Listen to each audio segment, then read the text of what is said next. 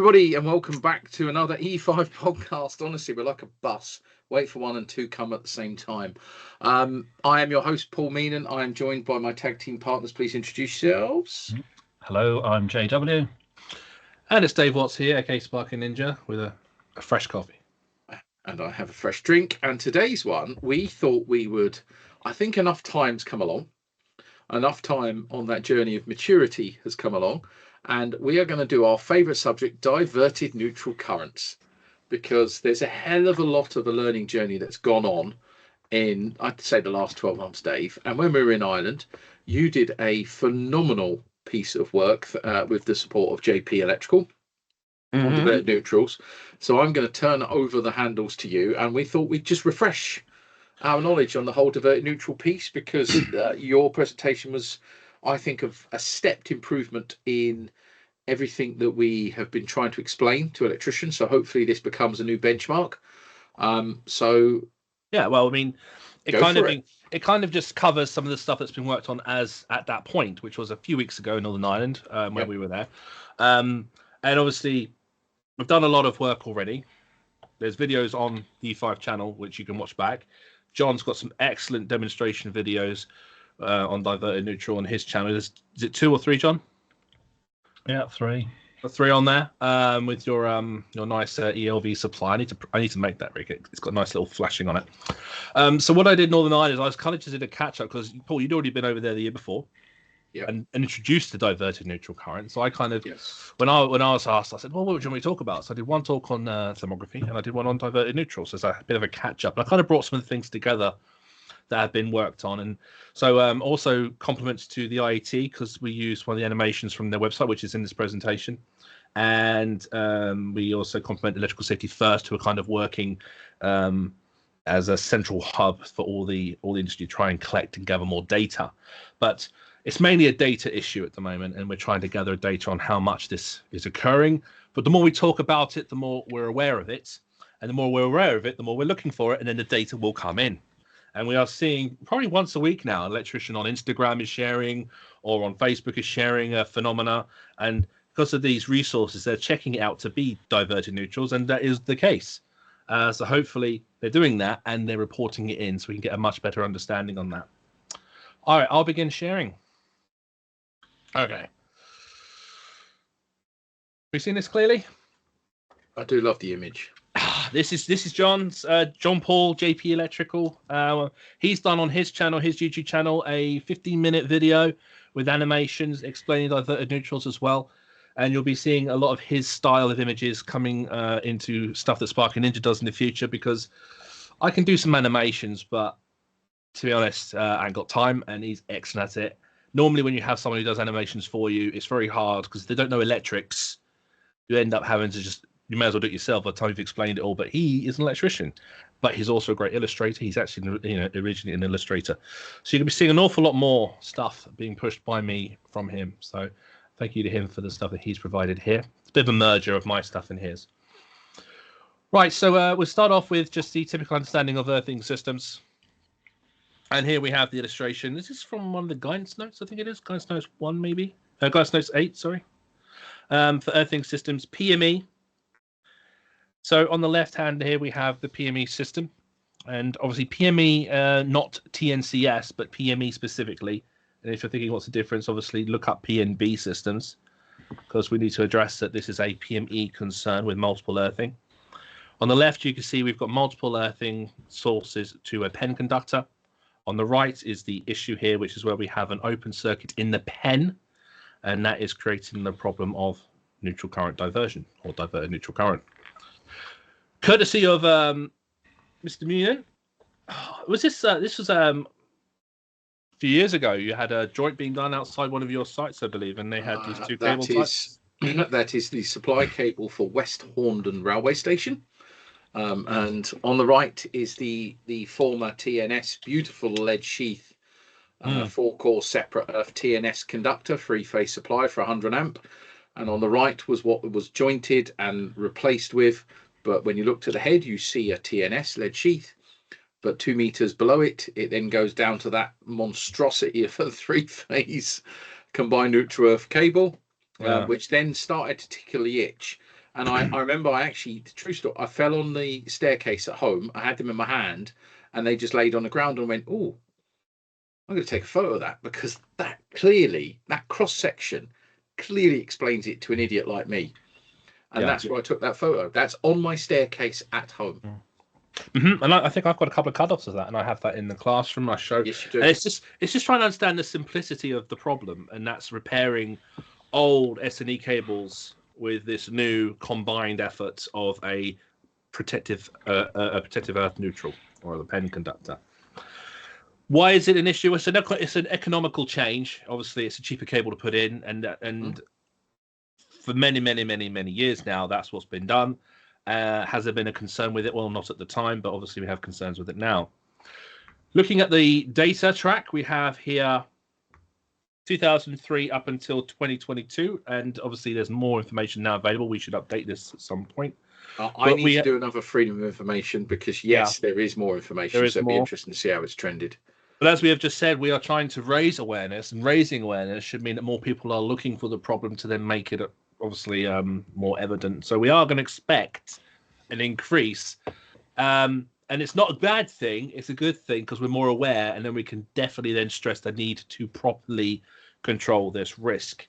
And just to kind of, when I did this talk in Northern Ireland, I took a little anecdote from our good friend Paul Scum, bless him. And when we did these talks before, he said that the clamp meter should now be considered as an essential piece of PPE. And it's one of the things that I did in Northern Ireland. The very first thing I did is I asked all the people in the audience, especially the young apprentices, what they used as PPE for any kind of work. And, they'd say the things like, gloves and eye protection, all that stuff. And I said, well, what about a clamp meter?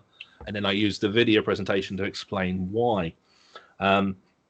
The more we're aware of this, the more we need to look at the safe isolation procedure and consider using a clamp meter as one of those main key points.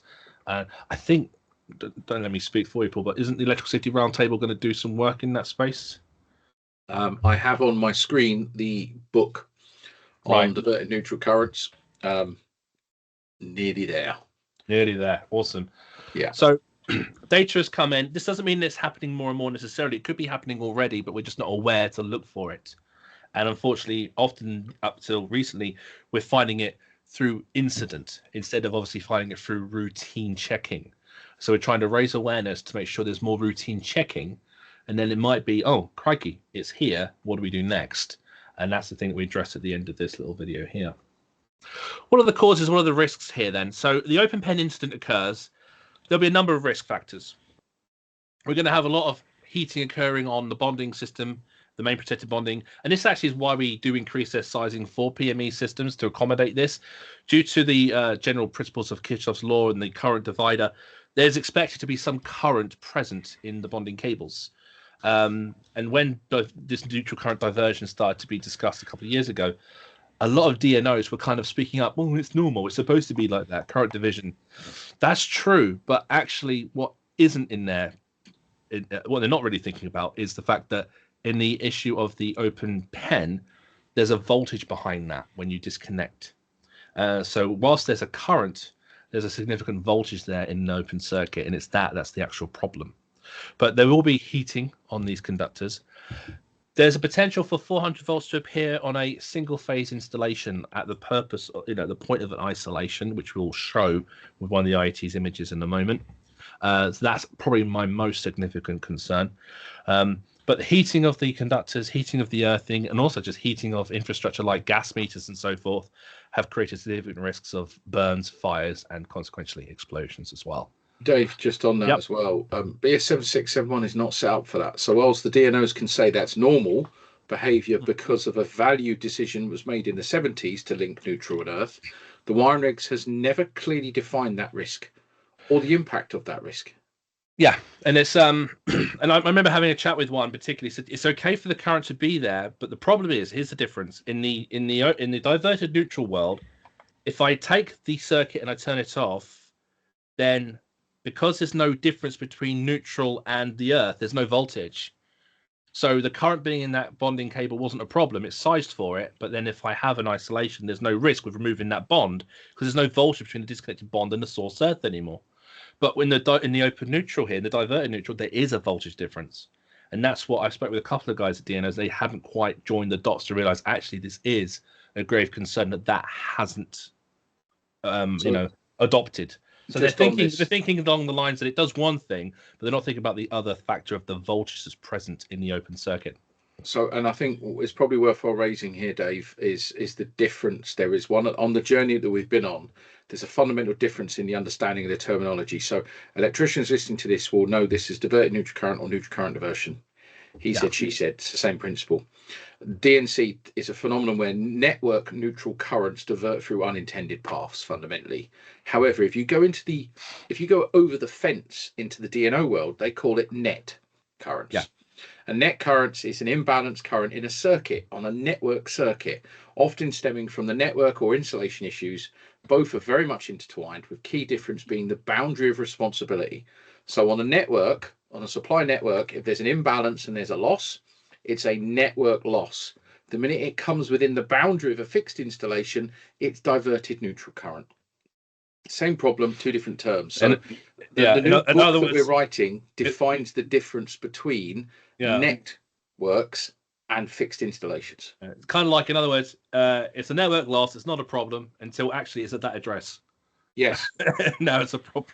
Yes, and it starts with current, which everyone says, oh, it's normal. But then the minute there's a voltage behind it, oh, how did that happen? Well, you can actually foresee it and predict it. Yeah. So gas meter fire. This was a picture. These pictures, these were Gordon, I believe. John Peckham. John Peckham, this one was it? Yep, John Peckham. And this one, Gordon? Gordon, yes. Yeah, so I just want to make sure we credit where they come from. So, oh, wow, that's joking. Right. So this one, obviously, gas meter fire. Yep. Quite obvious what the concern is with this one. It got rather hot, didn't it? Rather hot. Here's another example, again, because the gas meter is just a conductive pathway for neutral current diversion, because you've got the gas coming in through the building, into the building, through that flexible bit of pipe there, going to the main earthing bonding, main bonding conductor to your MET. And this gas is the link, and this gas meter is that little link, and it don't like it, and it's going to be a harsh resistive pathway, and it's going to heat up. And this is some clothing that was on a gas meter that had current driving through it. These are early indicators of the problem, and that's the thing. We're not proactively looking for this kind of phenomena because we've not been told to. But we are the persons, and plumbers are the persons most vulnerable, unless it gets so hot that person's in their home and there's a risk of fire or burns. So there's a kind of two-pronged attack as to where the risk factor is there. Here's some examples of measurements on gas meters. So we've got on the left there around the flexible pipe work there for the gas meter, and on the right. And it's a simple little check. It's a simple little check to do. You may also get some signs of current tracking in other areas or other building structures or through parts of the wiring system. You may go, what's that doing there? Where's that coming from? And it's just, again, it's about current, it's about the different parallel pathways current will choose. If it has that pathway, it will choose it. And the magnitude of how much will choose that just depends on path of least resistance, really. But there'll still always be a pathway which, over a long period of time, will begin to heat up. It's also worth adding, Dave, that the gas inspectors for the HSE have been asked multiple times on LinkedIn, when there is a gas explosion, are they checking for DNC? And the answer always comes back no. I kind of cringe when I get an awful lot of stuff about the gas safety checks. I mean, like they still argue about exporting bonding. There definitely is there's definitely a disconnect between the electrical world and the gas world, and massive. There needs to be a bridge. Some of the emails that I've received from both the OET and the gas safe people are scary.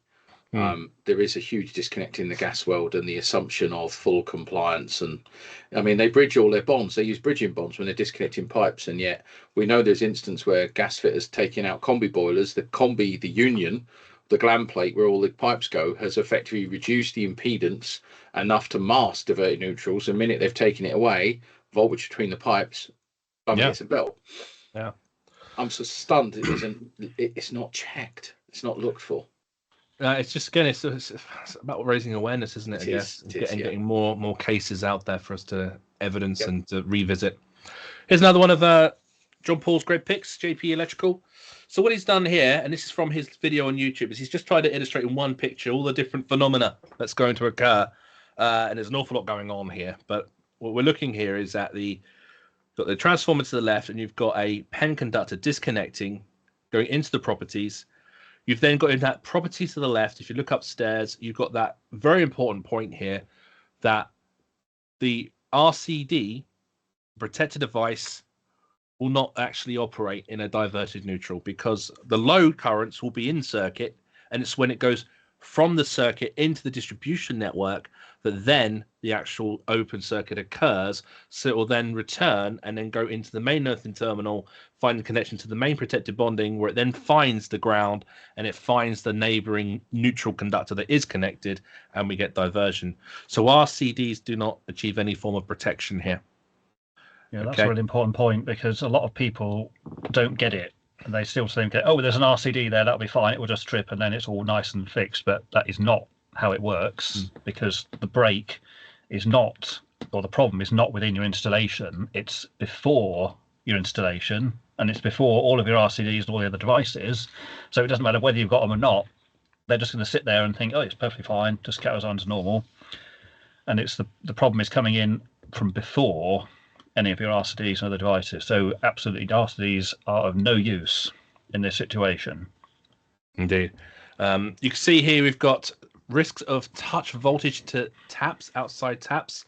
They go down to the ground, and what you'll have there, and we probably need to cover this on another video at some point with regards to the issues with EV and TN and earthing TN systems with a earthing electrode as an idea for, you know, a recommendation right now in the regulations, isn't it? But you're going to have there a voltage in the ground that has a reference to the pen conductor back where it was established to earth, and then a voltage of the earth at the building.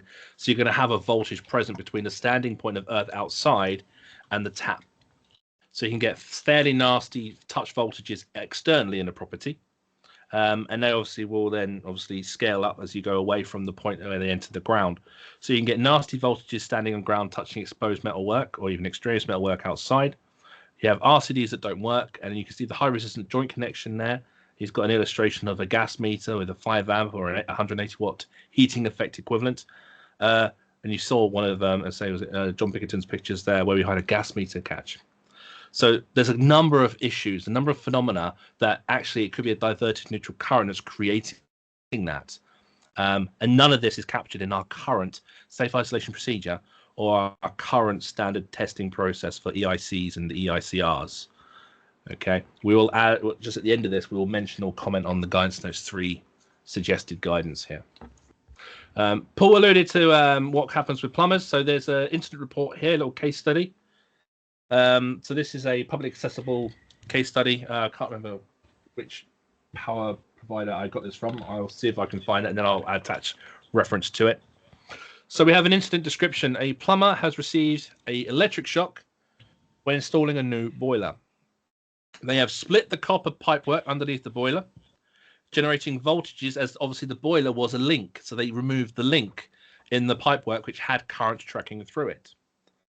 Okay. Key wording. This is obviously in the incident report. This is the key wording here.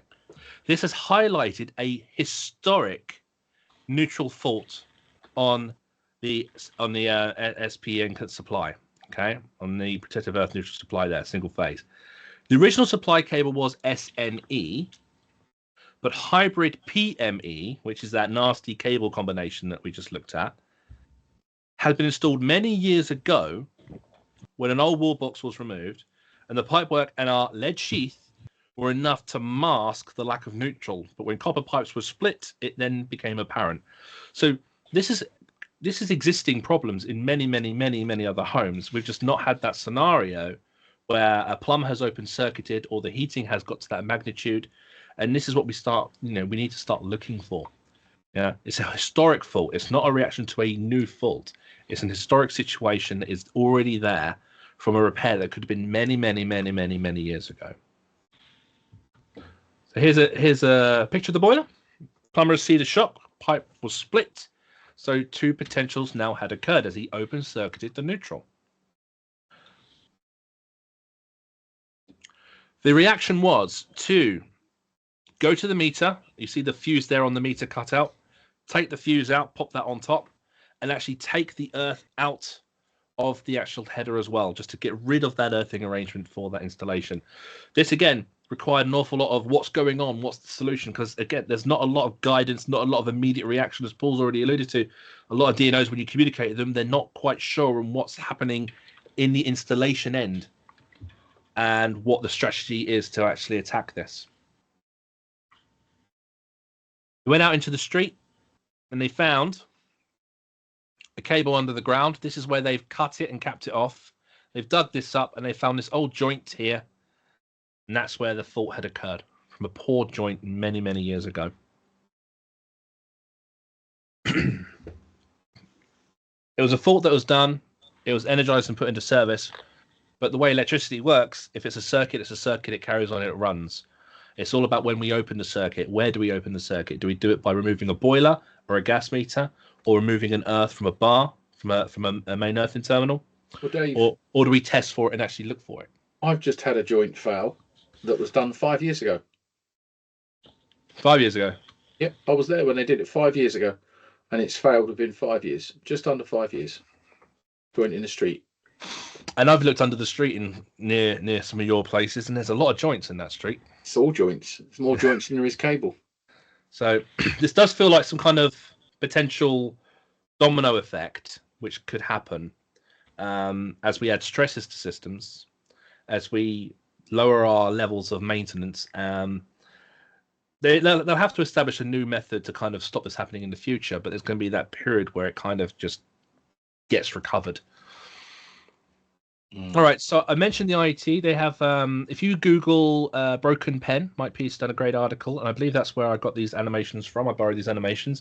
Again, it's one of those things where it's just much easier to find a place that's done it better and actually do get them to kind of show it. So this is from their website, I think, Wiring Matters broken pen, and there's a good little piece with these illustrations. So this is the first illustration, which is a normal scenario. Let me just see if this plays properly here. So we've got property 1, property 2, left and the right. Property 1 on the left is on L1. Property 2 on the right is on L2. Obviously, a benefit for people listening, go to Spotify, go on YouTube. You need to kind of, this is a visual thing at this point. But this is where we're going to just visually look at a good system, and then what happens to the systems when there's two types of broken pen. Here, there's no problem. This is what a normally designed system would do. And what we can see here is the current will flow to each property as it should on its respective line conductor, and then the neutral will return them. They collect obviously on the neutral, but they're out of phase, so they don't add up in that sense. And they return down the neutral for both properties. We'll just let that play through. Only L1 goes into property 1, and only L2 goes into property 2. And you'll notice there's no voltage from the local earth to the exposed exchange conductive parts, as illustrated on the voltmeters, and you've got 230 volts to the loads in the system. Now, in the first broken pen scenario, we have a broken pen occur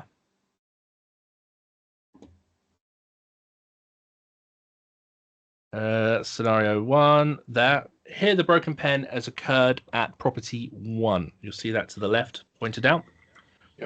So if we follow the current now, line conductor on L1, line conductor on L2 goes through okay. But when the line 1 conductor returns, at this point, jumps onto the earthing, to the water pipe, to the main water pipe, and it goes to the neighboring property. So we'll just go backwards and play that again. So right now, I've just paused it. We've got 160 volts on the luminaire, and there's 70 volts on the main earth to the tap. So obviously these are, kind of guesstimates as to what would happen in proportion, but with reasonable expectation of what we'd get. But if you follow that line 1 current in that board now, it will go onto the pipe, and it goes through heating up the pipe and returns. And this is actually the one that is more of a concern. Because in this case, if we look at property 2 right now, if I pause it, in property 2, all of our equipment is still operational. All of our equipment is operational. We don't know there's any problem. In property 1, our equipment might start messing about. we may have some voltage variance because obviously we've got an issue with neutral and the effectiveness of neutral. In property 2, though, we were okay. But in property 2, we have 70 volts to true earth and our extraneous conductive parts.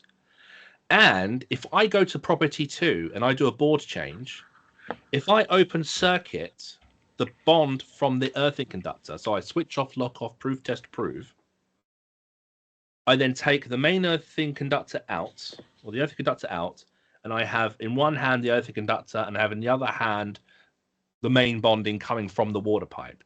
Which again, I mean, I've changed many boards. It's one of the first things we do is we switch off, lock off, we get the tails under control. We may pull the fuse, not that we do that, obviously. And then we get all those exposed green and yellows. We just grab them. We just, we just arrange them and manhandle them in a way that gets them nice and tidy. But we're grabbing them because they're exposed and they're conductive.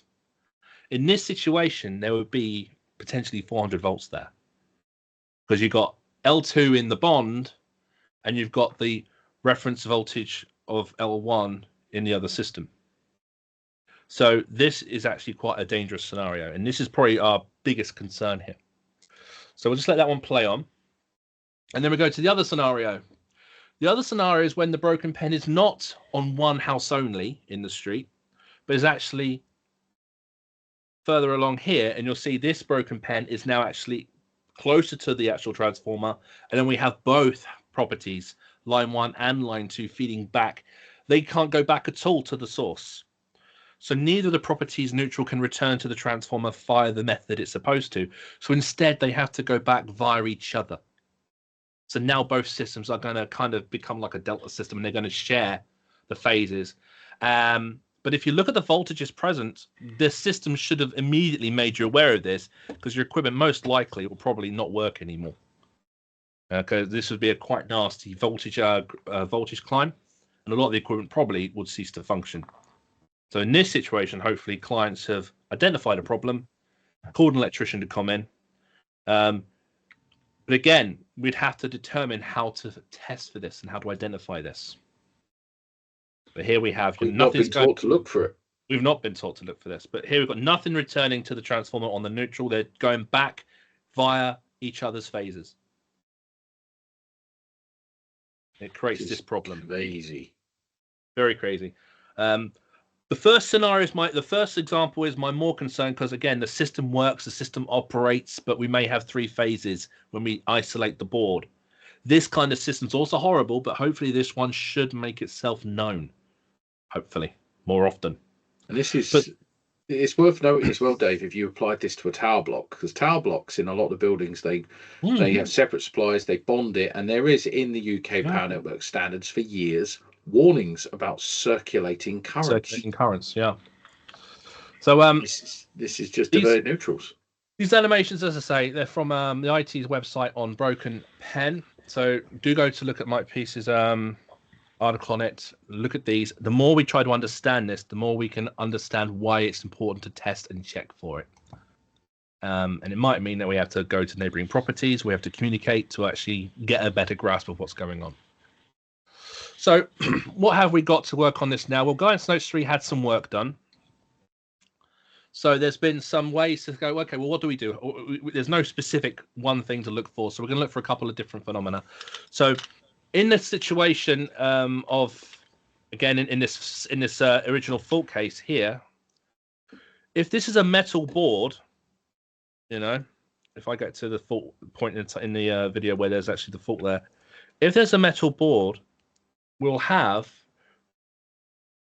an actual reference of mains voltage when we actually open circuit that main earth. Okay. In this property 2 on the right, if I put a voltage glow stick on that, there'll be nothing wrong until I do my board swap, turn off and disconnect that earth, break that neutral that's in there. I'll now get mains on all of the earth and all the copper and all the pipe work because it now has a different reference. It has lost its reference to the neutral there. So that's why we now have this push to consider voltage detection equipment. And these aren't glow sticks. These aren't the voltage glow sticks. These are the contact voltage detectors, which I think you've used, Paul, on like furniture, on platforms and stuff as well, haven't you? Psycho simple as this, we have used these, or we've demonstrated these for phenolic cutout issues as well. But using a contact voltage indicator, not a non-contact, but a contact one. Which is what the DNOs use. Yeah.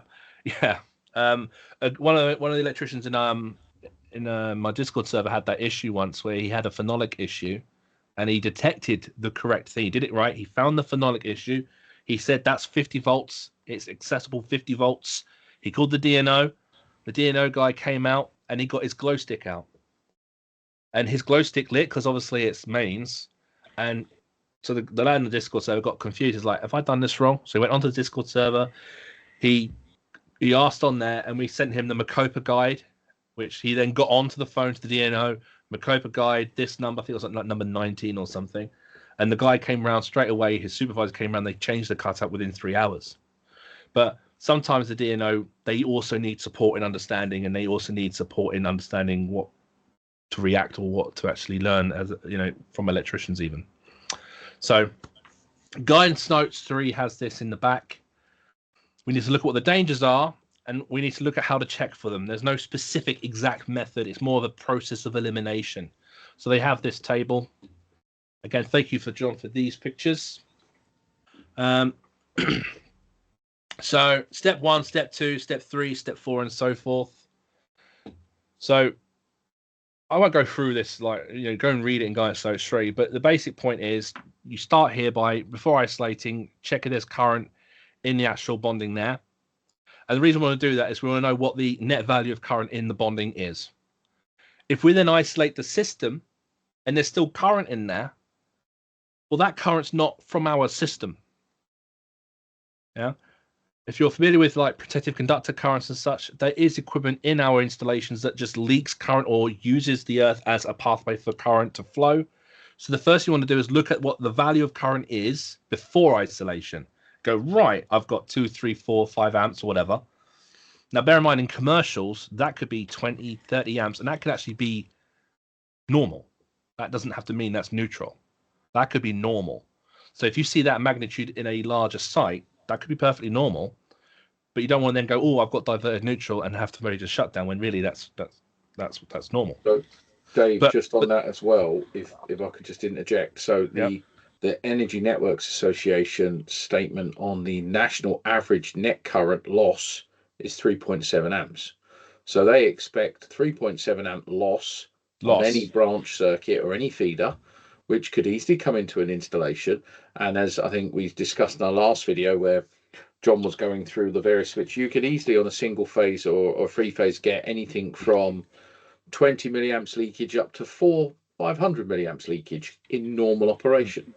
And that's loss. That's not your own kind of leakage current. That's loss from the network. So so we want to measure the amount of current in the bonding conductors and in the individual conductors, really, so we can understand how it's been split, and then shut it down. Obviously, that's going to become an issue and a challenge with regards to permissions. But if you're disconnecting a bonding conductor, then technically we should be shutting it down. And then obviously measure again. And if you shut the system down and there's current still, that's obviously coming from somewhere else. And that's where we then go on to look for escalating it further. So there's guidance into what little things to check for. And but it's using this, as we said at the beginning here, it's using the clamp meter as one of the main diagnostic tools. I still have some kind of hesitance because whilst we can use the clamp meter and see there's very little current, it could be this diverted neutral current, but the adjacent property hasn't got much of a load on at that time. And then when you do your work, there could still be a nasty voltage there, or a current can be applied during your work, like a board change. So I still stress that when we've disconnected, we should still use a voltage indicator to check that there's no voltage between the earthing conductor and the bonding conductors. But that hasn't crept into Guidance Notes 3. It's just using the clamp meter and the contact detector because it's obviously a safer combination of methods. So yeah, it's a nice little picture showing the current in the earth, how much of it is protective earth, or earth leakage or protective conductor current, how much of it is neutral or network loss. So this is the kind of thing you want to start doing, really. You want to get a clamp meter. Hasn't got to be a milliamp one. We're looking at amps. We're not looking at, milliamps here. And it's got to read that scale. Look for the amount of current. And then you hit the power off, and again, thanks Paul for these images. Power off, nothing. That means all of that leakage current that was your system has stopped leaking because you've turned your power off. That's what you want to see. And then we put the fuses back in and we get some leakage, 4.3 in this case. That's fine. What we don't want to see is a situation where we pull the fuses out, but we still got current from somewhere. That's the main. I think this is the picture that you say has been borrowed by other people, isn't it, mate? By many hundreds. By many hundreds, because it is really the best representation. Okay. If you've got obviously the permissions, I mean, we're pulling fuses. Obviously, in your case, and this is more of a visual stimulus. Shut down. Don't pull fuses. I'm not going to say that, but shut down, and there should be nothing there. If there's something there, it's not your system. It's not your load. So you've then got to call the DNO or contact the building operator to then escalate this. And just remember, Dave, so this picture derives the question that was asked of me. How do I undertake a safe isolation of all conductors when the safe isolation is the disconnection and separation of all conductors in a manner where the disconnection and separation is secure? Ain't doing that on Earth. Yeah. Well, we've had this discussion previously about what is live, what is not live, charged environments. And I think I've heard John say before that I've seen some people actually start to do this on Instagram where we're actually putting exposed Met blocks, external Met blocks are now being installed in enclosed ones. Because we are starting to take that viewpoint that the main earthing terminal, even if it's exposed, if it's outside of the board, there's still current and energy there, and in this event, there's a voltage as well. Yeah, the other thing with those is that compared to the traditional type, like the metal block with just the exposed screw heads, there's every temptation just to, it's only an earth, we can just undo it. Whereas you put it in an enclosed one with one of the actual lids on, you've got to actually then remove something first and then go in. So it's an extra step. So hopefully people think about, should we actually be opening this and should we be disconnecting it without thinking about what we're actually doing? Yeah, I mean, these old systems, these old TNS systems where you've got this tiny little strand of cable that goes into this main earthing terminal, then you've got 10 mil cables or 16 mil cables going out and onto bonding and all sorts of other things. But, a lot of electricians do think it's just a flimsy tiny little conductor. It's not going to do any harm. So I think, these enclosed main earthing terminals is probably going to be a bigger thing, more of a practice that we're going to start using in the future. For those watching as well, if you go back to our very first diverted neutral current video, we go through all of section 2 and define what a charged conductor is. And I'm sorry, but there's a little note that basically says, like, except for DNO, the cables are connected the entire length back to the. I'm sorry, but the wiring regulations doesn't do it justice when trying to differentiate the boundary of a network and a fixed installation. To just put a little note in a definition that the network stuff is exempt. No, it isn't. That's not how electricity works. You can't teach people fundamental principles of electricity and say, by the way, there's an invisible boundary because nothing ever happens on the supply side. No, sorry, we're in a new world order now. You can't deny that all this stuff is interconnected and it all has a mutual interrelation in some form. So, especially now they're asking us to make comments on the condition of it and getting involved in that way. Free inspection. Yeah. So this is just an illustration, just showing again using a thermal imaging camera. I added this because obviously when I was in Northern Ireland, the previous presentation to this was discussing thermography, and the Amendment 4 draft has had some wording, added some wording to consider the use of thermography to support EICRs, which I think is a good use of the technology. But I wanted to do a talk in Northern Ireland just to stress that actually there is definitely a learning journey with thermography and the right use and application of it. So I did that, and whilst I was doing that, I kind of thought I'd put this image as well. It just, again, it's another way to identify the actual potential there to be current in the conductors. And if you're walking around with a camera, it doesn't have to be a high definition quantitative. It could just be a little qualitative little check. But if you can see that there's heat there, and you go, oh, okay, That could be the accumulated collection of net current. This image drove the need to check further with the clamp meter, and the clamp meter then obviously did all the telling for us. But you'll also get current again, as Paul just said.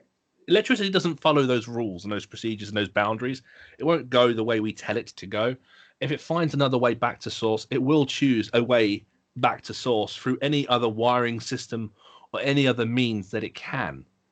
And here's an example here with flexible conduit, where fixing to the structure offered a pathway back for current to flow, so it created that significant heating point. Another, the image here was taken with a basic standard kind of camera that you could put onto your phone, or a little C-type there. But again, it helped identify a problem that needed further attack and further investigation. But current, all this stuff, electricity doesn't follow the rules that we put in the regulations. It just, it behaves the way it behaves, and we need to understand it, and we need to then find the best way to then safely work with it. I added to the end of it a mention of electrical safety first efforts. So they are putting together this little strategy for 6 months, I think, or a year. I think it's still running. And what they're doing is they're asking electricians, if they find the phenomena, to use this QR code, and then they want you to say what the earthing system was, what the magnitude of the current was, and I think if you contact the DNO, I think that's all they're asking. But it's about gathering data at this point, because for the industry to react, they need to know how big the problem is, to then stress on how much they have to do to then, try to get control over it. What frustrates me there is it does mean until we start covering this at a larger level, that people are at risk if they don't know about it. There's a bigger issue there, Dave, and that is people don't air their dirty laundry. No, yeah, true. And also the IET tried this. I don't know how successful it was, but a lot of people in the industry do not look to the industry bodies for advice, guidance, and support. No, well, don't get me wrong, I fully commend what they're doing, right. But where's the attraction for people to do this? Yeah, no, and obviously, if we've got our own networks and our own groups that we've got, and I can concur that a lot of people don't go to their trade bodies because they just don't understand the outputs, or they don't think they're listening or giving them the answers that they expect. Yeah. Unfortunately, that's just the way things are. But yeah, more data in, then we can do it. I think that I say City and Guilds, a new apprenticeship came out last September. Not last September, the one before that in 2023, and the new knowledge, skills, and behaviours were written. And they did add to the health and safety unit a little mention on neutral current or diverted neutral current as a potential danger. But I have seen nothing from any of the producers of the resources for the colleges having done much other than, well, they've done nothing really. So they're leaning on resources like We Say or what other channels are saying. So there's definitely it's definitely slow. There's a slow build. There's a slow release of information and support, which is again why we're repeating it, and we're sharing the IET stuff as well. But do look it up for more info from what we've done. Again, Paul's already mentioned that there was a previous video. There's a little QR code there, which I showed to the guys in the room. You're probably on the channel already. Just look in the previous video section. But that will take you to one of the videos that we did where we had Gordon on. And we covered the subject for a number of hours, and I'm sure we'll probably cover it again very soon when we have more understanding on the outputs of this work that's now going on.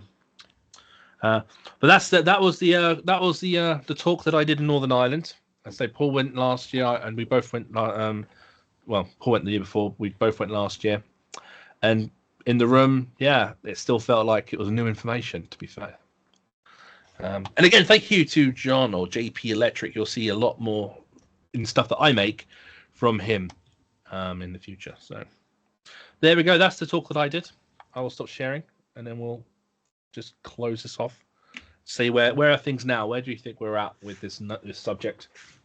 So I'm kind of writing a miniature book. And basically, I've called it in draft, Understanding Diverted Neutral Current and Net Currents, a Practical Guide. And basically what it is, it's a standard book introduction, define what diverted neutral current and net is, which we talked about earlier on, the key differences and the overlaps, which is really important, how they develop in the networks, how they develop in an instant, because believe it or not, net current could be done via a broken neutral on a ring final. You get an imbalance in that, so it can happen within a fixed installation or in the network. The challenges around PME, I think, indicators of diverted neutral current, thermal visual indications, broken high impedance neutral conductors, equipment failures in the network, voltage fluctuations. Talk more about net current stuff, the boundaries, the responsibility, who does what, because that's a bit how to detect it with voltage pens, tools, touch, contact voltage pens, all that sort of stuff, clamp meters, some diagnosis stuff, strategies for communication with property owners, network operators, because to be honest with you, you ring them up. I'm now getting some really good engagement when I now talk to my DNO guys, which over the last few days I've done a lot of talking to them, and you say to them network imbalance, they immediately go aha, and then I go and I call it diverted neutral current, and they go, all right, it's a boundary. It's literally a boundary. So I'm going to put some case studies in it as well, because I'm going to put some of my railway ones, because they're open forum stuff. The railway does have issues with this, and then just trying to give people more information to start thinking about regular inspections, how to identify faults. Me and you, Dave, have got these diverted neutral current detection devices on our. Oh yes.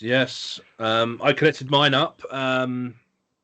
Did you get the orange flashes or the red flashes? Yes, because obviously at my sensor I for the benefit of a 3-phase, so I created a phase displacement. Got a nice little indicator on that. You put your washing machine ticks yours off, doesn't it?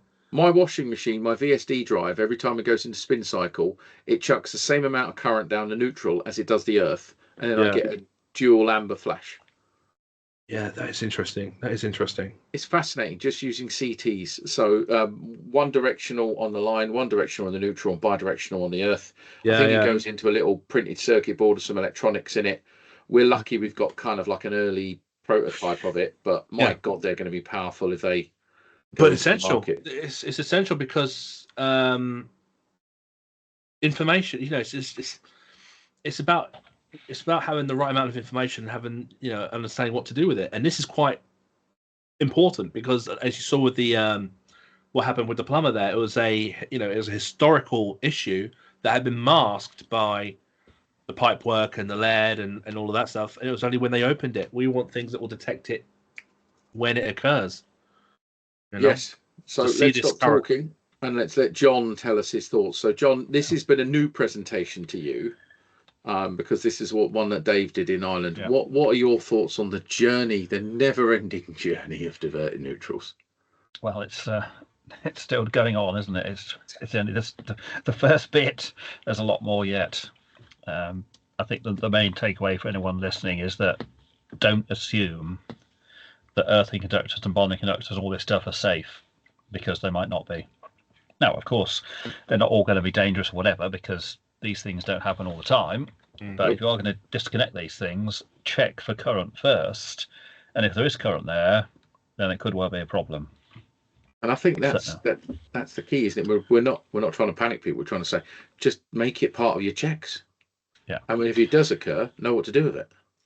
Yeah. So if you're just going in there, just get the clamp meter out. Any clamp meter, it doesn't have to be some high-end fancy piece. Any clamp meter will do the job. Stick it on there, see if there's any current there. And then leading on from that, the other problem is that, which was covered there, was that if you've disconnected these things, if there's no current there, you've disconnected it, don't assume it's going to stay in that condition. So if you've got an end that's like a bonding conductor and hanging out, that could potentially have a voltage appear there any time if someone up the road turns on their electric shower, or someone across the street puts their car onto charge and there's a problem in the street. So any kind of end that's disconnected, don't assume it's going to stay in a safe condition. I think when we did our videos, I think I said that what I would be doing is I got those clamps that you're supposed to put on gas meters. I would be putting them between the main earth and the bonds whilst I'm doing all my other stuff. Because as you say, John, any time during the work, that voltage could, that the voltage would be there, but the demand will be there now. So yeah, it's not trying to obviously put the fear into people. But as Paul Skirm said, it should be considered as another form of PPE, and it's just like voltage indicator, proof, test, proof, clamp, boom. Just apply that as a simple part of a process. Add it to the current process. And then when you find it, then decide what next to do. Yeah, I definitely think the years that I've spent researching this, which is just, it's getting quite scary now looking back at time. It's definitely an issue. The magnitude is going to be different horses for different courses for people. I think for me, it's certainly a diverted neutral current. Without a doubt, it's a network loss via an aging cable and a poorly configured infrastructure of supply cables.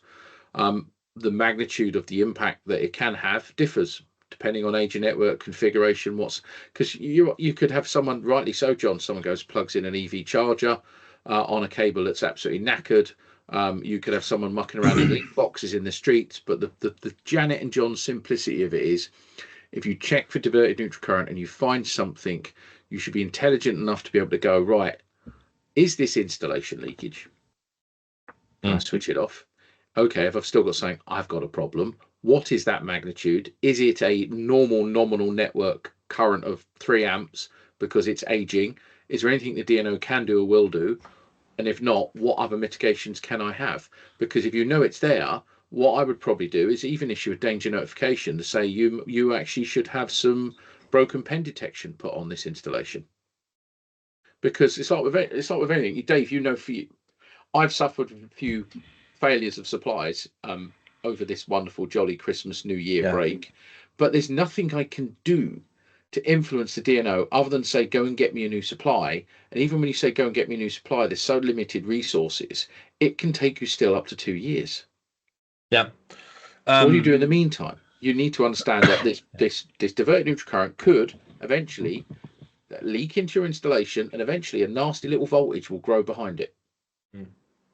So we've got a duty to do something. What that is, we need to grow the knowledge base. We need to get more people detecting it, reporting it, and agree a consensus of how that is done. And that will involve the IET, Electrical Safety First, Electrical Safety Roundtable, and all the people in the industry. All we're doing is just flagging it and saying, just be careful. That's fair to say. I think so. I think we'll still be doing this in 2030.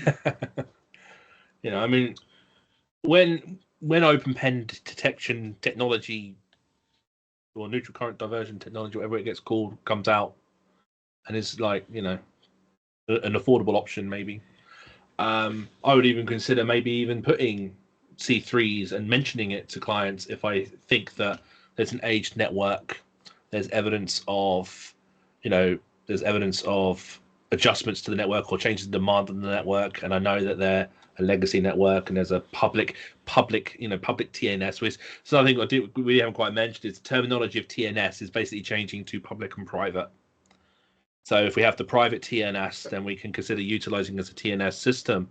But if it's a public TNS system, then in the EV course, for example, we basically say, look, we need to convert that or consider it as a TNCS.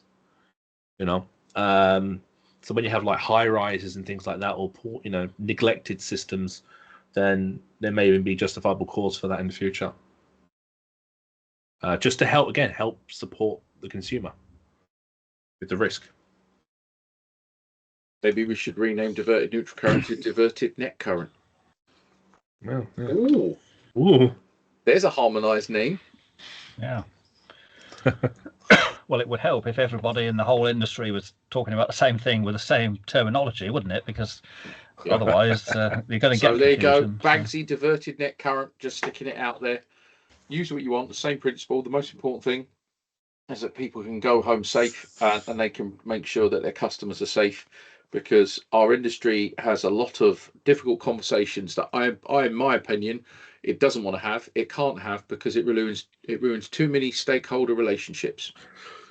Yes, and I've had to actually expand on that in the classroom. I won't do that obviously online, but that's a lot of people. What a lot of electricians understand is there are other stakeholders and there are other relationships that are looked after other than electricians. Yes.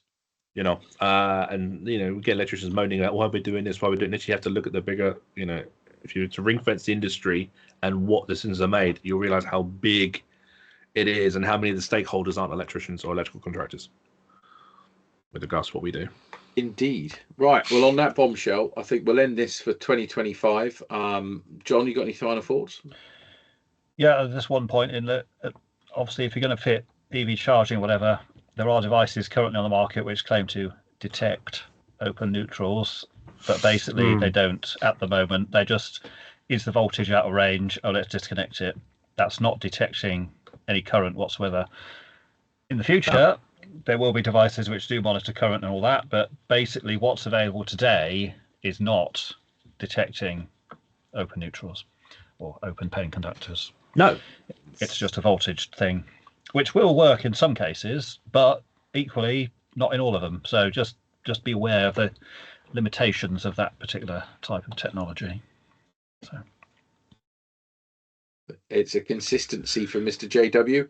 It all needs to be ripped out and put in JW's big box of rubbish, which I would definitely subscribe to a YouTube channel called JW's Big Box of Rubbish.